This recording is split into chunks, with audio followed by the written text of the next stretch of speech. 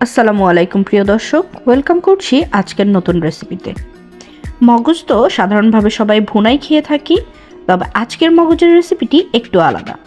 আজকে তৈরি করে দেখাবো মগজের খাটাখাট, যার জন্য লাগবে প্রথমে একটি আস্ত মগজ। আমি এখানে মগজটাকে খুব ভালোভাবে পরিষ্কার করে ধুয়ে নিয়েছি। এই পর্যায়ে মগজটাকে আমি ছোট ছোট টুকরো করে কেটে নিব। আপনারা চাইলে একদম ম্যাশ করেও ব্যবহার করতে পারেন, তবে আমি ছোট ছোট টুকরো করে ব্যবহার করছি। এখন চলে যাচ্ছি মূল রান্নায়। প্রথমেই একটি পাত্রে দিয়ে দিচ্ছি পরিমাণ মতো তেল। মগজ রান্নাতে তেলের পরিমাণটা একটু বেশিই লাগে। এখন তেলটা গরম হয়ে আসার পর এখানে দিয়ে দিচ্ছি 2 টুকরো দারুচিনি, 3টি সাদা এলাচ এবং একটি কালো এলাচ। আরও দিয়ে দিচ্ছি একটি তেজপাতা। এখন এই মশলাগুলো খুব ভালোভাবে তেলের সাথে ভেজে নিচ্ছি। মশলাগুলো থেকে সুঘ্রাণ ছড়িয়ে আসলে এখানে দিয়ে দিচ্ছি 1 কাপের থেকে একটু বেশি পরিমাণে পেঁয়াজ। মগজের যে কোনো রেসিপিতে পেঁয়াজের পরিমাণটা একটু বেশি লাগে।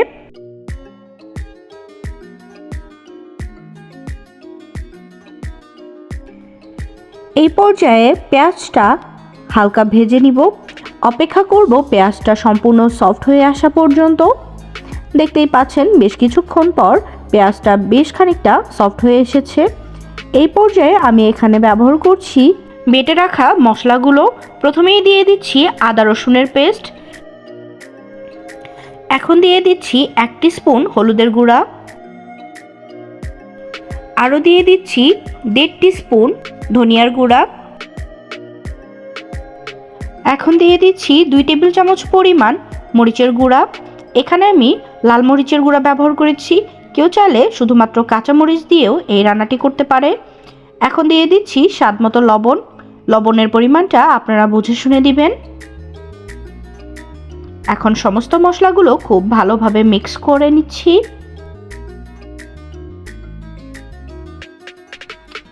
মশলাগুলো খুব ভালোভাবে মিক্স করা হয়ে গেলে এখানে ব্যবহার করছি আগে থেকে বেটে রাখা মশলার পানি।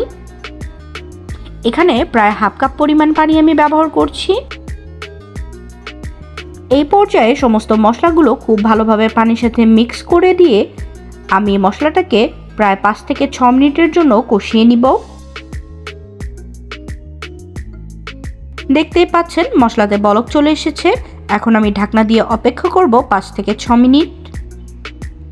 ফিরে এলাম প্রায় 5 মিনিট পর। মশলার উপরে তেল ভেসে উঠেছে। এই পর্যায়ে আমি মশলাটাকে খুব ভালোভাবে মিক্স করে নিয়ে এখানে ব্যবহার করব আগে থেকে কিউব করে রাখা টমেটো। আমি এখানে একটি আস্ত টমেটো ব্যবহার করেছি, তবে কেউ চাইলে টমেটোর রেশিওটা কম বেশি করে ব্যবহার করতে পারে। এই পর্যায়ে আমি কষানো মশলার সঙ্গে টমেটোটা খুব ভালোভাবে মিক্স করে নিচ্ছি। এখন অপেক্ষা করব টমেটোটা সম্পূর্ণ গলে যাওয়া পর্যন্ত। আমি এখানে টমেটোটাকে কিউব করে ব্যবহার করেছি, তবে কেউ চাইলে এখানে টমেটোর পেস্টটাও ব্যবহার করতে পারেন। মশলার সঙ্গে টমেটোটা খুব ভালোভাবে মিক্স করা হয়ে গেছে। এখন আমি ঢাকনা দিয়ে রান্না করব প্রায় 2 থেকে 3 মিনিট, কারণ টমেটোটা গলতে খুব বেশি সময় লাগে না। চলে আসলাম প্রায় 3 থেকে 4 মিনিট পর। দেখতেই পাচ্ছেন টমেটোটা প্রায় গলে এসেছে। এখন আমি মশলাটাকে আবারও একটু নেড়েচেড়ে দিয়ে এখানে ব্যবহার করব আগে থেকে পরিষ্কার করে রাখা মগজ। আমি এই পর্যায়ে একদম র অবস্থাতে মগজটা ব্যবহার করছি, তবে কেউ চাইলে সিদ্ধ করা মগজও ব্যবহার করতে পারে। এতে করেও স্বাদের কোনো হেরফের হবে না। এখন মশলার সঙ্গে আমি মগজটাকে খুব ভালোভাবে মিক্স করে দিচ্ছি। মগজ রান্নাতে মূল টেকনিকটাই হলো মশলা কষানো। আপনার মশলাটি ঠিক যতটা পারফেক্টভাবে কষাতে পারবেন, মগজ রান্নাটাও ঠিক ততটাই পারফেক্ট হবে। তাই আপনারাও চেষ্টা করবেন মশলা কষানোর ক্ষেত্রে একটু সময় নিয়ে কষানোর। গরু বা খাসির মগজ ভুনা খেতে ভীষণ মজা, আর রেসিপিটি তৈরি করাও অনেক সহজ। তাছাড়া খুব বেশি সময়েরও প্রয়োজন পড়ে না এই রান্নাতে। আর এই মগজের খাটাখাট রেসিপিটি আমার বাড়ির সকলে খুব পছন্দ করে। মগজ ভুনা খেতেও যেমন খুবই টেস্টি হয়, এই খাটাখাট রেসিপিটাও অনেক বেশি টেস্টি হয়। আপনারাও চাইলে বাসায় এটি তৈরি করে দেখতে পারেন।